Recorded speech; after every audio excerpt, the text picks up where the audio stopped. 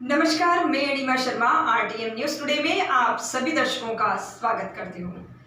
रतलाम शहर विधानसभा सीट पर भारतीय जनता पार्टी के श्री चैतन्य कश्यप ने लगभग 60,000 से अधिक मतों से जीत दर्ज की। श्री चैतन्य कश्यप के जीतने पर विजय जुलूस निकला।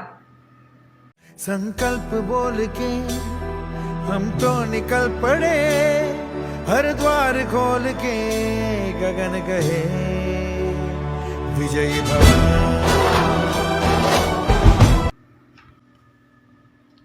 रतलाम शहर विधानसभा सीट पर 60,708 मतों से भाजपा के श्री चैतन्य कश्यप विजयी रहे। श्री चैतन्य कश्यप के विजयी होने पर भाजपा कार्यकर्ताओं में उत्साह और उमंग छा गया एवं जीत पर विजय जुलूस कार्यकर्ताओं द्वारा निकाला गया।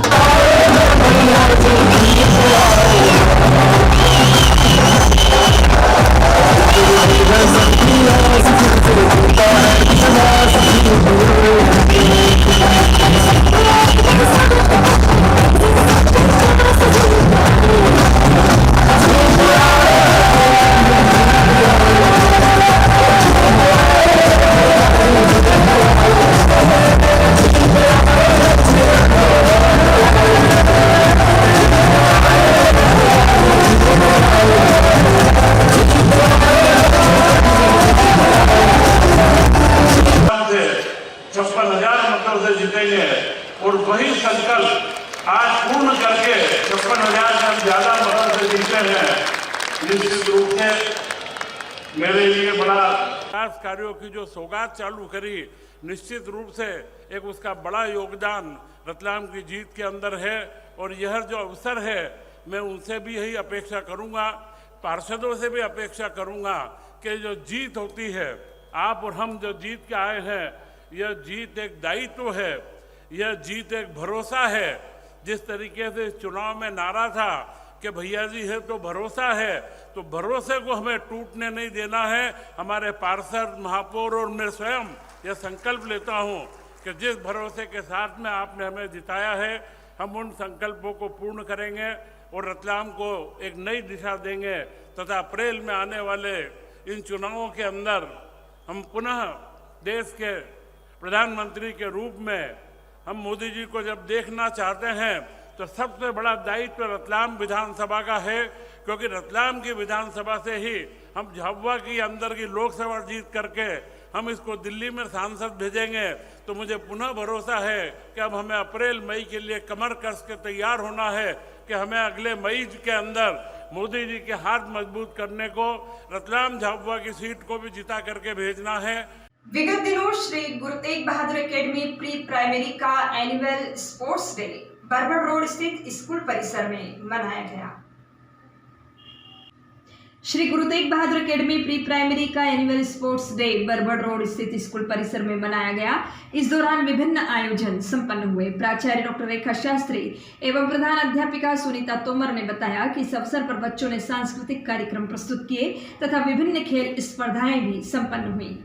कार्यक्रम के प्रारंभ में श्री गुरु तेग बहादुर शैक्षणिक विकास समिति अध्यक्ष सरदार गुरनाम सिंह डंग, सचिव अजीत छाबड़ा, कोषाध्यक्ष देवेंद्र वाधवा, प्रवक्ता सुरेंद्र सिंह भामरा, सदस्य धर्मेंद्र गुरुदत्ता, गगनदीप सिंह डंग, गुरमीत सिंह गुरुदत्ता, गुरविंदर सिंह खालसा, गोल्डी अजमानी का स्वागत विद्यालय के नन्हे नन्हे विद्यार्थी अपारदीप सिंह, अव्यक्त शर्मा, काव्यांश भट्ट, अनंतराज सिंह, हनीत कौर, दर्शराज पुरोहित, कनिष्क सिंह, ताशी सोनी तथा आन्या देवड़ा, सुहानी बैरागी, वशिष्ठ परिहार, मौली भंडारी आदि ने किया।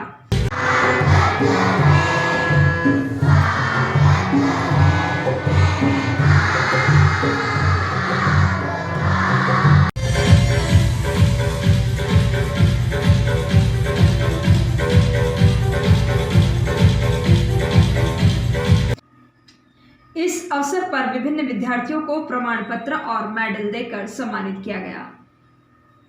इंजीनियरिंग कॉलेज प्रवेश प्रारंभ electrical vehicle civil mechanical subject में इंजीनियरिंग डिग्री का सुनहरा अवसर।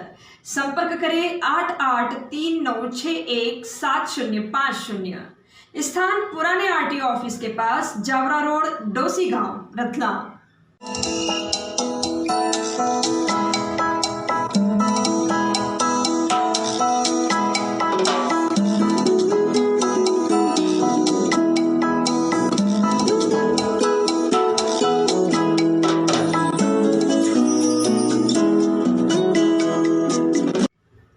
सृजन इंजीनियरिंग कॉलेज प्रवेश प्रारंभ electrical vehicle civil mechanical subject में इंजीनियरिंग डिग्री का सुनहरा अवसर।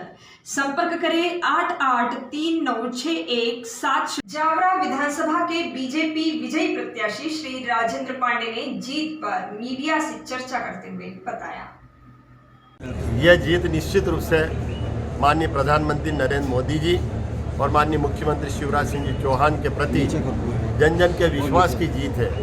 यह जीत निश्चित रूप से भारतीय जनता पार्टी के समर्थकों की जीत है। यह जीत निश्चित रूप से भारतीय जनता पार्टी के जनप्रतिनिधियों की जीत है और यह निश्चित रूप से भारतीय जनता पार्टी के निष्ठावान कार्यकर्ताओं की जीत है।